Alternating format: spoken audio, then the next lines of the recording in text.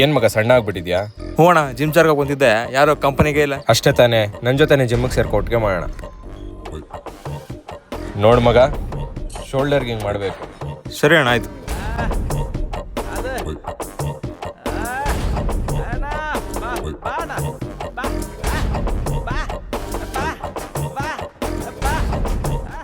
ಪರವಾಗಿಲ್ವೇ, ಹೇಳ್ಕೊಟ್ಟಿದ್ನೆಲ್ಲ ಶಿಸ್ತಾಗಿ ಪಾಲನೆ ಮಾಡ್ತಾನಲ್ಲ ಹುಡುಗ.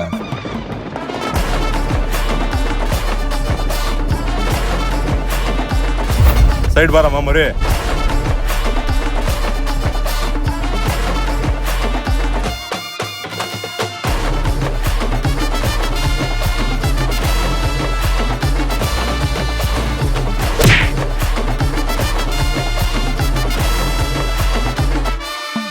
ನನ್ನ ಕರ್ಮ, ಈ ನನ್ನ ಮಗನ ಜಿಮ್ಮಿಗೆ ಯಾಕಾದರೂ ಸೇರಿಸಿದ್ನೋ.